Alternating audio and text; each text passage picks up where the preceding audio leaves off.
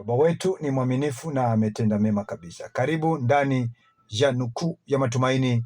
Asubuhi njema kabisa, siku ya kupendeza, siku nzuri tena ya kumtukuza Mungu na kuona neema yake. Asiye na akili umdharau mwenzio, bali aliye na ufahamu unyamaza.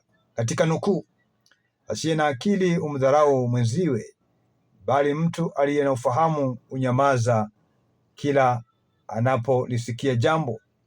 Kuna atawanyaye lakini huongezwa zaidi.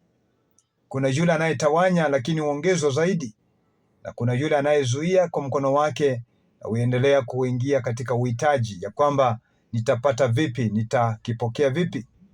Katika wingi wa maneno hapana kuwa na maovu, lakini katika wingi wa maneno pana maovu mengi mno.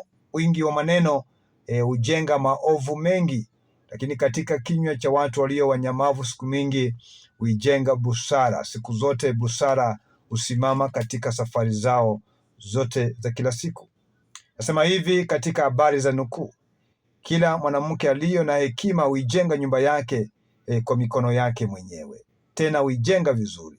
Na pia huyo asiyekuwa na hekima huibomoa kila wakati na kuifanya kuwa isiyokuwa ya kudumu. Natamani Bwana akupe neema siku zote kuyadumisha na kuishi maisha ya kumtukuza Mungu. Ulimi safi ni uzima tena siku zote, maana mambo yatokaye ndani ya ulimi ule umjenga mtu siku zote na kufanya mambo kuwa mepesi tena mazuri na ya kupendeza kila anapotenda mambo yake mazuri. Nasema hivi katika habari za nukuu asubuhi njema kabisa, kwa neema na uwezo na nguvu za Mungu ambazo tunazipokea. Mwanamke mpumbavu hupiga kelele siku zote, kinywa chake hujaa kelele na siku zote hanyamazi.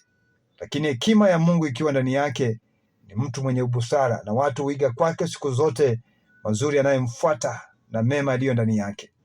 Mwana mwenye hekima humfurahisha babaye, bali mwana mpumbavu ni mzigo wa mama yake.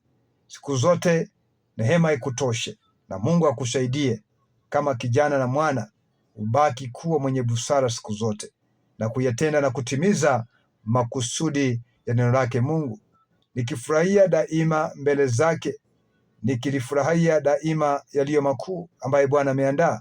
Siku zote nitaishi kutamani, na tamanio langu litakuwa hili, ya kwamba niishi katika ubusara na kutumaini mazuri, na siku zote kuyajenga yaliyo mema, maana ufahamu nilionao unisaidie kuonekana kuwa mtu aliye bora tena mwenye ufahamu. Kila ninalolisema toka kinywani linaweza wajenga wengi katika utukufu na kuwafanya wengi kufahamu ya kwamba Mungu yupo na pia ni mtetezi. Na siku zote katika nukuu tusema hivi: usirudi nyuma, usikate tamaa, usihofu, usiwe na shaka. Aliyekuleta leo aifahamu kesho yako, na siku zote kesho yaweza kuwa bora tena nzuri ya kupendeza. Kilicho maana, ishi kulingana na mazingatio ya Mungu na kumpendeza Mungu, na kile unalolifanya litapata ubusara mbele za Mungu na Mungu atakusaidia. Na ndiyo nukuu ya matumaini asubuhi ya leo na Matthew Ndeva 456146:8. Hiyo ni namba yetu, na unaweza sema na kituo hiki kifedha, sasa na kimaombi pia na kimsaada. Hata sadaka yako unaweza tuma kupitia namba hiyo 456146:8.